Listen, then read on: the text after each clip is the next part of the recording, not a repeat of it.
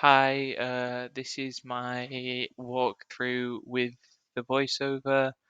I've got the video here because I've already filmed the walkthrough just without voice because it's easier to pause it if I need to and talk about any mechanics or anything like that.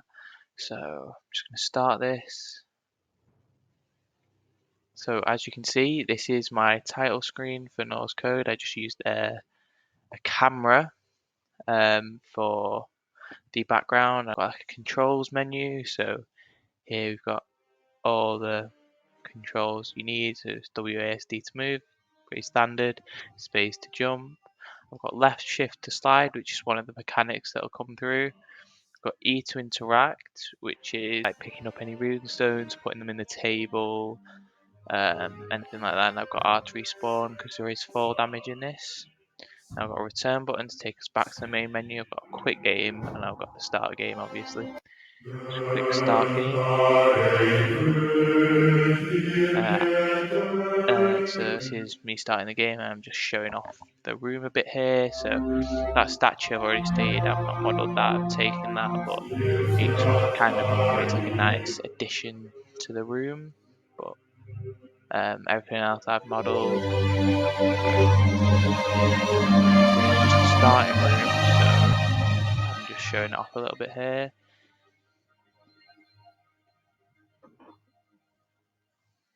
I'm actually just going to go back and turn the sound up a tiny bit because there is supposed to be like a door locking sound, but I don't know if you can hear that here. So if I take this back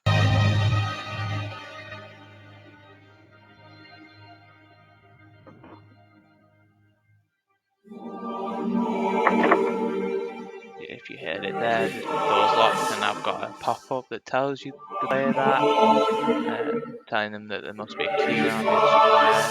So player's gonna then search for a key if they haven't found it already. And as you can see, there's a quite bright blue light which is contrasting to the kind of orange lights in the room, and that's emanating from the key. And it's kind of like signposting that that's an object that's of value to the player. So you can see I'm showing off the keys on the back, and now it's in the hand, and that's just quite a nice little feature that I added, and it only goes in the hand when you're near the door. So I think quite a nice feature to add. There you go, you can open the door now because the player's obviously got the key.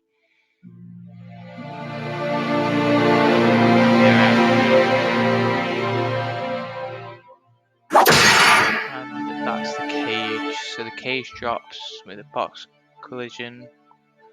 Using the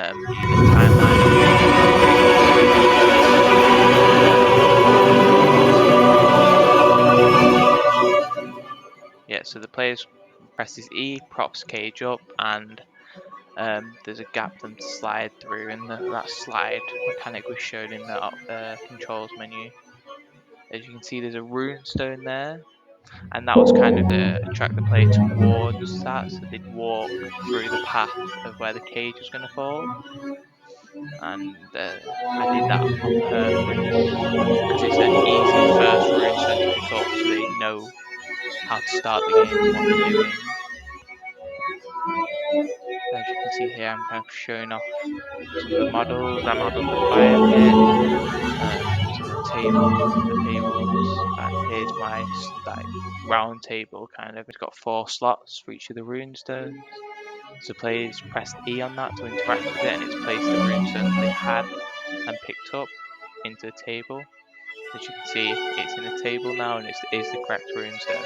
And I've added kind of like bright orange lights for that table, and there's a pop-up telling them to collect the rune stones for the table, if you didn't know that. And here I am showing off kind of the models again. And the music in the background is actually taken from God of War. So I went through like Bear McCreary's soundtrack, and I went into quite a lot of detail because I really liked the music for that, and I didn't have enough time to create my own soundtrack, so I just decided to use his music, which worked really well because God of War and Norse mythology goes really well with my game. As you can see there, I've just jumped up the platform and I'm on top of the shelf. And there's a ladder here, and the player will walk up this up to an upper platform. And there's a runestone here, and I know the player would probably go to pick that up first, but for showing you a mechanic that I've got in the game, I'm gonna do it this way around first.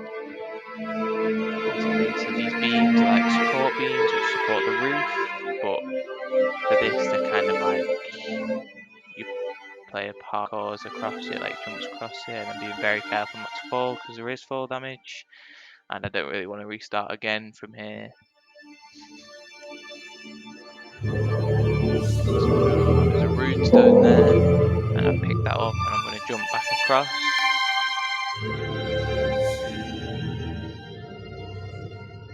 Yeah, you can see I'm being very careful, trying not to fall off. But you can see kind of like the top-down view of my room from here, which is quite nice. And then here I'm going to show you the mechanic I've got implemented, which is kind of like a bug fix because I've made it so that the player can't hold more than one runestone. That's why I did it that way and picked up that one first. Because that one's the hardest to get to really. And I've done that because if the player picks all the runestones up, I couldn't figure out a way. Well, like if they picked up 2 runestones, tried to put it in the table, only one of them would appear. So it's kind of like a bug fix, making that stop happening.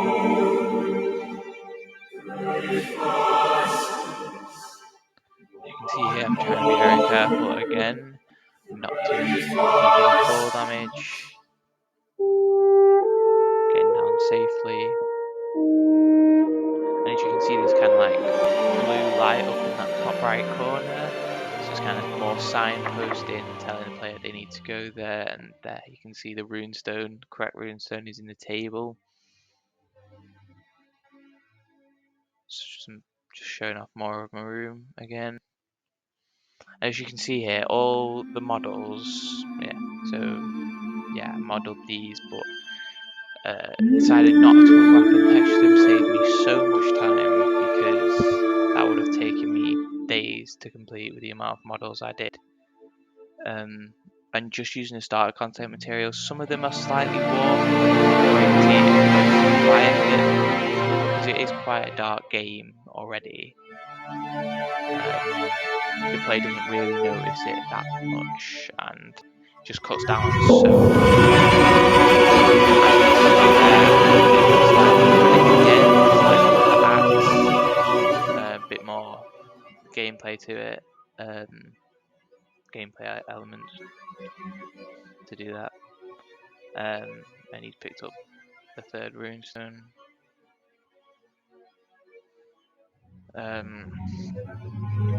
Like I was saying, cut down so much time, saved me so much effort, and it still looks really good because I aim to light the room really nicely, so it would kind of take away from any like warping of textures and things like that.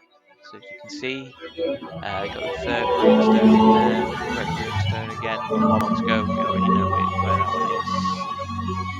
Yep, up there you can see the blue light kind of shining off the ceiling. And these platforms, by the way, I just use boxes in Unreal and just use star content materials again for them.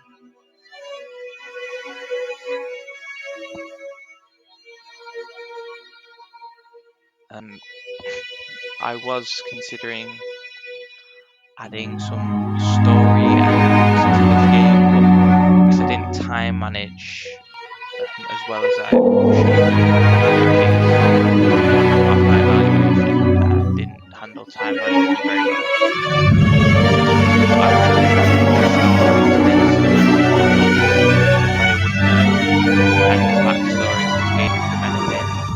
And if I had more time and if I did this again, I'd make sure to add kind of what I talked about that Subnautica had. They had those like abandoned PDAs, so maybe like notes hidden around the room to give a bit of backstory, and I could have given a bit of backstory when they started the game, and because something interesting with these runes is they're not meaningless runes. The four symbols actually spell out the word down, and here you can see that the players put all 4 runestones in, and the table is dropping down. There's kind of like an invisible barrier to stop the player from jumping down there straight away while it's going down, because that was a bug fix, and it actually break the table dropping down if the player was able to jump on it. And as you can see, it's down there. I've got like kind of some immersive lighting and the spiral staircases going down towards there. And this is a bit of a tricky thing to do because you have to kind of jump to the spiral staircase, and I was being careful doing that because I didn't want to fall. But as you can see here, I'm just walking down towards the table, and this is the end of the game really. But yeah, again, I wish I managed my time better, so I could add those story elements that I wanted to add. But still, I think the game turned out great. I think using the God of War soundtrack was really good design decision, because it cut down a lot of time, as well as not unwrapping and texturing. I could have unwrapped a few models because they did warp the texture a little bit. I'm going to pause it here because it did like warp the textures a little bit. But all in all, I think it turned out really good, and I like the mechanics that I did, like the rune stones in the round table. I think that worked really well, and I think the room is lit yeah, really well. I like all the lighting in it, and I wish I just time managed better for this game. But I think all my models looked really nice, and I could have spent some more time on the start screen and this end screen, as you can see here. But um, I think the game worked out fine. There's a quick game there, just simple. Thank you for playing, and I just used a camera. Same with the start screen, just a camera for just the background, and it's kind of like real time, so you can see kind of the fire and the smoke in the background. But I hope you like my game. I like it. I think it turned out fairly well. There is some things I could have done better, and I know that, and I've learned massive amounts from doing these mechanics and using the animations and the timelines. But yeah, I really enjoyed it.